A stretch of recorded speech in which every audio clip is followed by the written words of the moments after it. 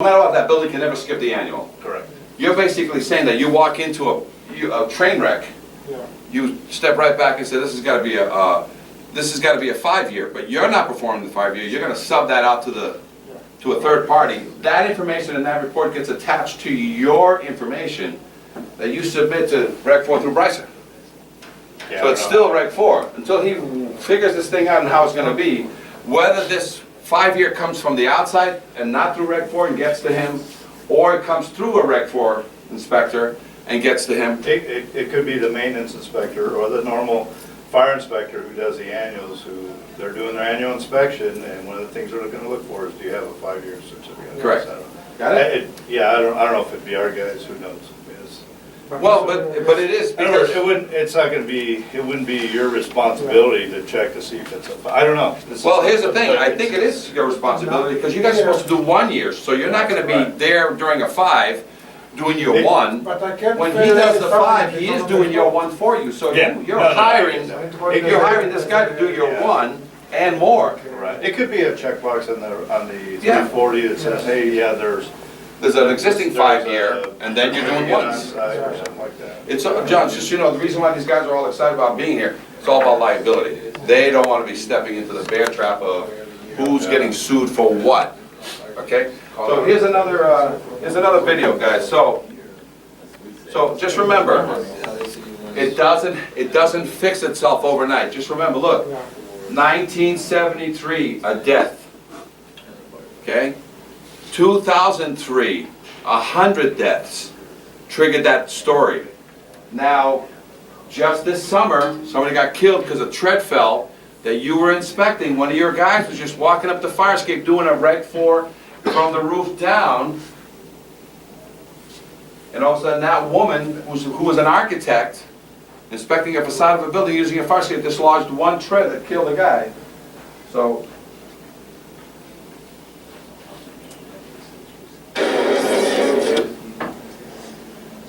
here it is. This just came out on Thursday. On Wednesday, New York City. It's supposed to be a safe way out in emergencies, but some experts say some fire escapes are themselves a danger that puts people at risk. CBS 2's Marcia Kramer demanding answers tonight. You see the train already dislodged by itself? How much rust is inside that? I wouldn't go on this fire escape. It was an eye-popping afternoon with nationally recognized fire escape expert Cisco Meneses. Come over here. I look straight up. There's a hole. As we walked the streets of downtown Manhattan, it was also too easy despite dangerous conditions. Should this fire escape have violations? Yes, it has been kept painted, but it's not structurally sound. Heavy rust was clearly visible, and something else we saw over and over again, air conditioners. That's an obstruction for the firemen to get in, as well as the people to get out. Any obstruction, from flower pots to art installations, can impede a safe escape in an emergency. But even more frightening, the structural integrity of fire escapes designed to save lives in some cases has proven deadly. Earlier this year in Soho, a tread fell from this fire escape and killed one pedestrian and injured another. And in May of 2011, an entire platform gave way from this Midtown building. You can see here the evidence of corrosion. That's what caused the platform to fail. Attorney Herb Cabrera says the victim fell 12 feet and needed multiple surgeries. The building eventually settled the lawsuit for millions. You gotta live with pain for the rest of your life. According to the Department of Buildings, there are about 200,000 fire escapes in the city, and they are all required to be maintained by building owners. In buildings 6 stories and above, fire escapes and building facades are inspected by the DOB every 5 years. We have a limited number of inspectors in the city. We do the best that we can. And they were clearly concerned when we showed them some of what we found. This is a clamp. How do you feel about that? It's holding the fire escape together. That's an unacceptable condition. So what about situations where you have clearly rusted out parts? Renewal right violations for failure to maintain when we run into those conditions. This year, there were more than 5,000 311 complaints to the DOB, as well as the Department of Housing Preservation and Development and the Fire Department, who also does regular inspections to make sure firefighters are safe. If you feel a fire escape is dangerous or unsafe, we don't expect our members to go up. The fire department says they will put up ladders or find another way in. Firefighters have been seriously injured on fire escapes previously. There's a dear price to pay when an owner does not carefully maintain the fire escape. The fire escapes on some of the buildings can be 75 to 100 years old. Our expert told us that some of the bolts holding them up have never been replaced. If you see a dangerous situation, call 311. I'm Marcia Kramer, CBS 2 News. All right, so first of all, that guy, Kirk Cabrera, I was the expert witness on that case. It was an elevator inspector going out from the 17th to the roof using the fire escape, and one of the platforms, the transition platforms, just fell 12 feet. I gave him $3 million. That's it? He survived. Another girl who did, who's a paraplegic, also in New York City, she fell off a rooftop that used the fire escape to get up there, $39 million. You know what I'm saying? So, and by the way, a lot of times when you have multiple million-dollar lawsuits, 10s, 20s, and 30s, guess what they bring in? Everybody. They sue everybody that knew about it, touched it. It's what did you know and when did you know it? Okay? So that's the first thing you guys got to understand is that the fire escapes have and are starting to claim lives, and this can be your own workers. So when you are sending out your sprinkler testers, your what do you call it, your standpipe testers, and there's a 5-year on it, how comfortable are you sending your entire team? When you're sending your team out to do a ladder test, an annual, how comfortable are you going to be sending out somebody that she's not as, is not fully trained, I don't want to say the word not fully trained, but newer at that, is just starting to learn about fire escapes on a 5-year already tested fire escape. Otherwise, the other way around, they're sidestepping landmines and bear traps. But here in LA, you don't send anybody who's newer to do it. They must be certified. No, I'm just saying that it's somebody with a license approved. But even then, that's just an exam, as you know. You take an exam. If he's new, he's going with me. And Right. I'm going to teach him. And I have to teach him the right way so he can get certified. Correct. And then he has to have a test. Yes. Right. And he did. But we're going to be talking to you about that. Some of the questions some of the questions and some of the way you're testing or teaching might be overlapping into a 5-year. So we have to say, got to get back on your side. There's a line, and there's somebody on the other side, and there's a line. But as soon as you straddle the line, what happens? Whose liability are you taking? And you might not be properly insured for that. So here's another thing. There's another video to watch. But right now, firefighters are taking down the ladders and rolling up the hoses. But earlier in the night, when they pulled up, there were flames coming out of the side of the building. Firefighters say it was one of the scarier moments because when you pull up to a building and you see children and mothers hanging off the side of the fire escape, smoke swirling around them, they said that's scary, scary stuff. They got up there, they got the ladders up, and they said nobody got hurt. The fire escape, there was 3 or 4 people hanging off the fire escape. They couldn't get off. They were just on the fire escapes. I had people hanging in the fire escapes at the rear of the building, and on this side of the building, we had a bunch of people on that fire escape. Well, about 50 people were displaced inside this building. Our firefighters say there's good news tonight. It looks like everybody will be allowed to go back in except the one unit where the fire was in. They said that's good luck to them tonight. I'm Bob Wilson, on the scene of Bridgeport, News 8. Now, can you imagine that? What do you mean they were stuck on the fire escape? The ladder don't go down. The ladder didn't go down. That's the problem. So fire escapes are made for people to get out by themselves. They're not supposed to get out with firemen. And what about that child? How many people have trained your 8-year-old child how to hang on a fire escape ladder and go down by herself? Lots of things. And by the way, they also said they put everybody back in the building. I went to look at this building 6 months later. Every fire escape failed. Every fire escape, not only the ladder's not working, fire escape is all full of rust because there's no system in Bridgeport for inspecting fire escapes. Why don't they make the cities do it? Why don't they make the owners do it? Yeah. Simple. The city has the power. Do it or you get fined. Why don't No, they do that? it's you guys. Everybody believes. simple. Everybody believes the city. Yeah. The city is not required to let you know what you're supposed to know to do to maintain your own building. You're supposed to. You own a building. You're supposed to know all the insurances, requirements, inspections. Everything you need to do on that building. You, as an owner of a building, you cannot claim you didn't know. Ignorance it doesn't hold up in court. Ignorance does not hold up. A a lot of owners, they buy buildings for like $5 million, $6 million. They don't know what it contains, they just do cosmetics. I know one guy, he hired his painters, painted his whole building, he painted maybe like 5,000 sprinkler heads.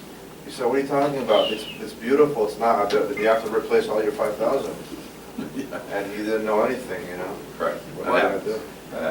But that's where we're now, just so you know, it's not that there's enforcement. You know, the greatest thing I found out that was really a good thing, good and a bad, but more good than bad, pricers. You know, this automatic computers never forget that guy needs to do something. That helped a lot, because when you're pushing paper from this side of the table to that side, the same paper sometimes goes back over again. It comes over, comes down. Pricer doesn't forget, you know, so believe me, if everything could be, because they're overwhelmed, you know, fire departments and building departments are overwhelmed because the amount of technology has increased so dramatically today that if it isn't a computer sending people to court automatically, sending fines automatically, there's just not enough, you know what I'm saying? But take a look at this next one here. This is your Reg 4 test, right? Now we're going to go into a little bit more detail, but this is what you have to, yes, no's, right? So imagine now, as if we're going to be going into the questions, how you can answer every one of these questions. Let's see if we can answer any of these questions right now. Because you already did a 5-year last year. Got it? Same building, right? So the fire department supervision station building has been notified. Standards, right? Okay, let's go into all components of stairs, landing, railings, ladders, braces are in good repair. That's a visual, right? So remember, you are there to inspect. Must be kept painted. That's your first one. There's no paint. Stop your inspection. Don't even get on it anymore. Because painting is what lets rust grow. So if it hasn't been painted for 5, 10, 15 years, don't waste your time getting on looking for more. You could be hurt by it. The fact that it has not been painted and it's fully rusted means in order for it to have no more paint on it, you need to leave it alone for 15 to 25 years. So don't get on it. It's already failed an annual. And you're looking for the 5-year. If it has no paint, and the guy hands you a 5-year and has no paint, what do you say? Check your 5-year again. No, you don't. You just notify him. Say, listen, I'm still not going to inspect it because that's a death trap. That's somebody like him who doesn't know how to do his job. Right? So let's ask the questions. Bolts, rivets, and welds appear to be in good condition after he's done his 5-year. Comfortable? Can you answer that question now? It's an opinion. Okay? Does it look okay? Appear. To the best of my information, knowledge, and belief. Does that sound like that Boston certificate? To the best of my information, knowledge, and belief. As a simple janitor person, you know, I'm down here, engineers and architects are up here. It appears to me that it looks good. Can you okay this one? Bolts and rivets, there is no attachment of any part of the fire escape assembly. For example, signs, guide wires, fencing, satellites. What's that about? So, obstructions? Huh? Yeah, obstructions, so people put satellites on these fire escapes all the time. And where are they supposed to be mounted? Who puts them on there, the owner or the satellite companies? So just be aware there's certain things that attach to these, and they can with a building permit. Because now you might have to reinforce that bracket so that it'll take that AC unit or whatever. So can there be an approved method attached to the fire escape that doesn't obstruct? They cannot attach it, bottom line. No, they can attach it with a building permit. If there's a building permit attached to, that you're attaching something to a fire escape, would an engineer or an architect draw additional strength to that fire escape to carry such a load above and beyond? So if they just attached it on their own, is it approved? No. But who would say that? You or the 5-year? 5-year. Cables are in good condition and not frayed. He did a 5-year, and he passed it last year, so cables are not brown and frayed. And if they are, and he missed it, can you note it here? Yes. And if it needs to be noted here, does this trigger a 1-year or does this trigger a 5-year again? 5-year. So some of these are going to put these guys in trouble, right? Because you're double checking their work, right? Pulley assemblies are in good condition and freely moved, no sticking. Those are those little pulley things. By the way, while we're there on these little pulleys and ladders, can anybody fix the hydraulics? Never. I've been in business since '71, dude. you can't fix those hydraulics.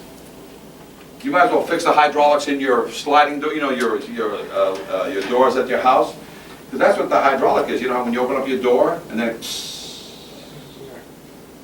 that's the same hydraulic done 75 years ago. And there's oil inside that thing. And it's like a big piston. Yeah. Has anybody ever seen one of those work? Yes. Yeah, it's a mess. No, not work. Did anybody find one still working? No. Really? They're hard to find. It's like a dinosaur. Where'd you find that dinosaur? Right here, downtown, there's several, it was called Dearden's, and it's got all around, and it's got several that failed, but. Go to some of them Koreatown, are- I'll show you a couple there. They work? When you release them, they'll drop 2 to 3 feet per second? No, it's a death trap. All right, so here's the answer. So if you find a dinosaur, take pictures. We want to get some fossils. We want to get some pictures of that. But you can't fix them. They're a rod inside a thing with bushings inside. There's oil inside. That's why they leak out the bottom. People put cans on the bottom to catch all the dripping oil. You can't fix those. So all you have to do is you got to cut those cables off the thing, right? Or you can leave them, but you know they don't have any oil on them.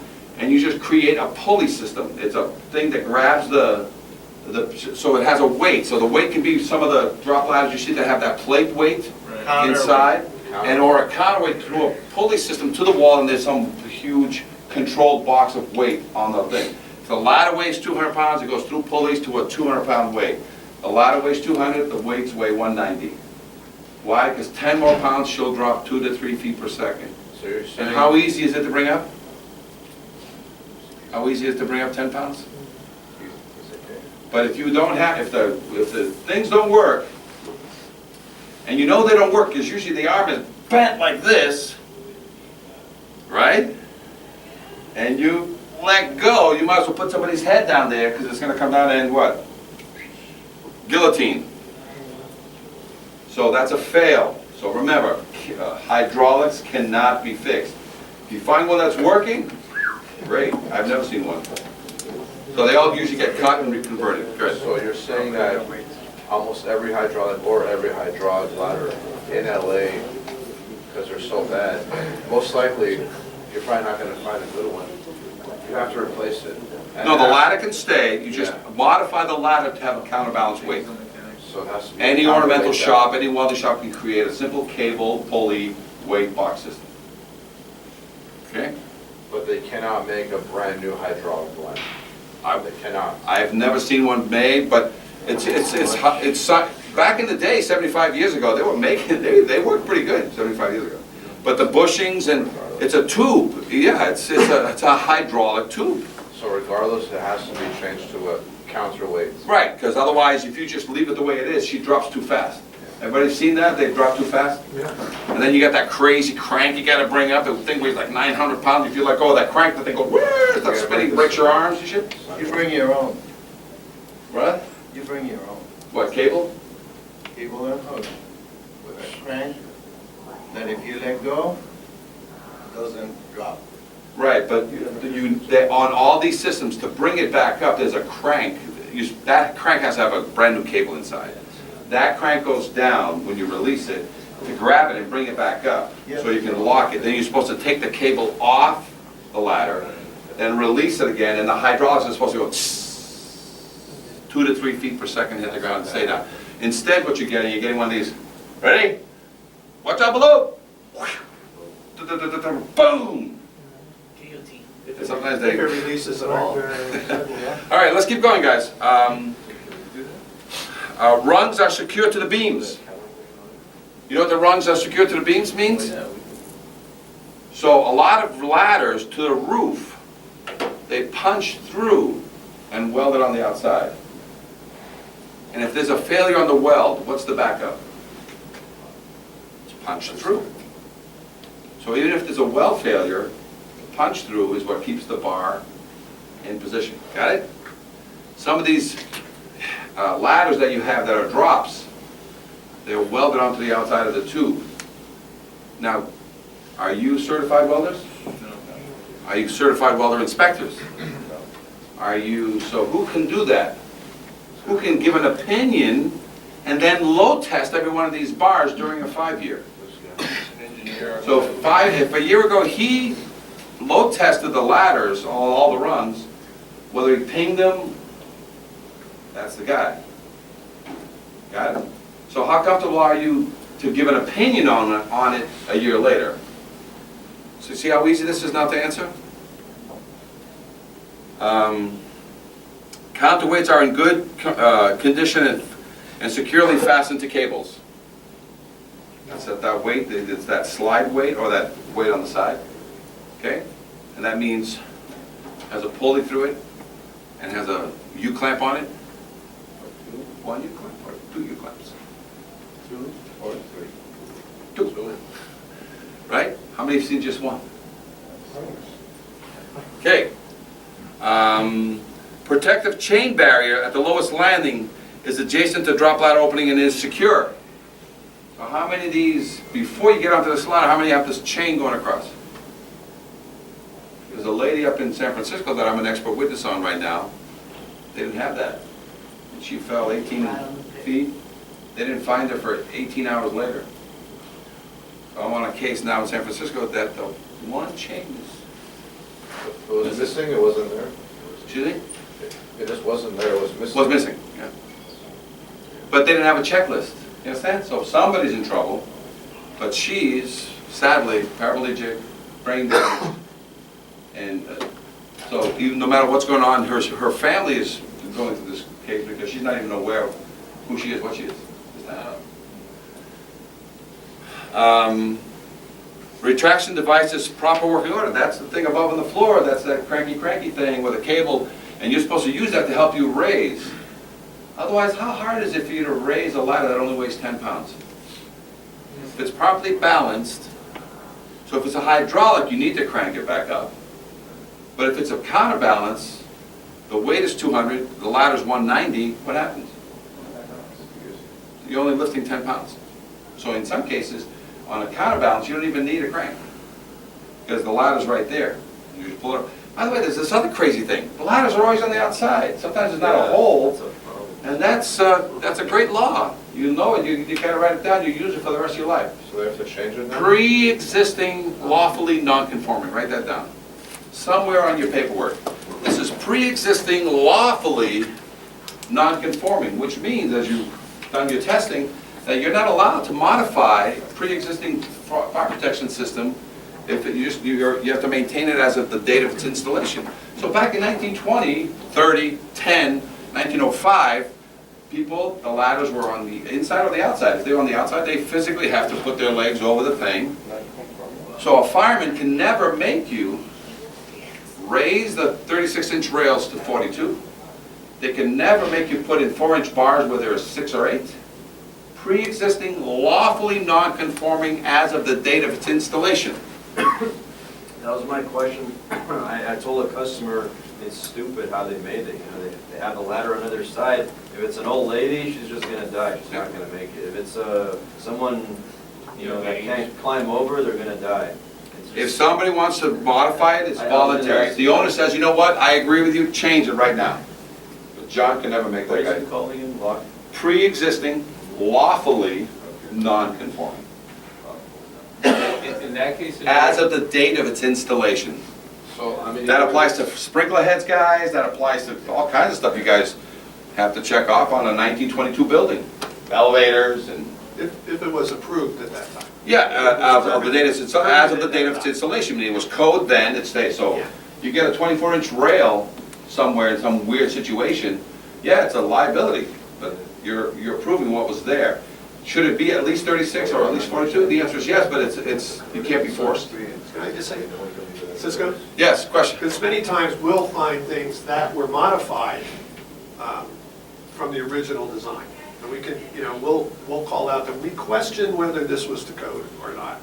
And we'll check with the AHJ to see if Perfect. that was And if you the want to case. get, record some of the answers that some of the people are answered, that's one of the questions here on our checklist. Question number 2. There is no pre-existing non-conforming issues requiring AHJ notification for approval. So every now and then when I get these, you will never make the decision. Throw it back to John. I don't think this looks good. John is going to have the final say. You just note it and make your comments. Give John some work. He's got nothing to do, he's hanging around all day long. You know what I'm saying? Because you try to call him, he's always in some coffee meeting or something, you know, just driving around. Yeah, very good. See, All right, hey. that's your Cisco. He's in the class, invited in. So listen, ladders to the roof, gooseneck is securely fastened to the structure. He just did a 5-year. How comfortable are you saying that it's securely attached? He's still checking. No, you are. You're doing your 1 year. But how secure are you that it's been done if for 1 year is right there? Got it? So that's the important thing. He's already done this verification for you. You're just verifying that it was done. That it still looks good. You know, you're not doing anything more than saying that it's been kept painted structurally sound and it's ready for its intended use. Those are the really 3 things that a tester is doing. It looks painted, looks structurally sound, and it's ready for its intended use, because I used it. I used it like a fireman. I went up and over the ladders, and I came down all the way, released the ladders, went into the ground twice, done. And so you just represented a tenant and a fireman in the use of that fire escape. So you're an assemblies tester. You're testing the assemblies. Okay? All right. The operational test. Fire escape ladder releasing mechanism operated easily. So if it's got 200 pounds of weight on it, how easy is it for me to release it? If it's got 10 pounds of weight on it, how easy? Releasing mechanism is operable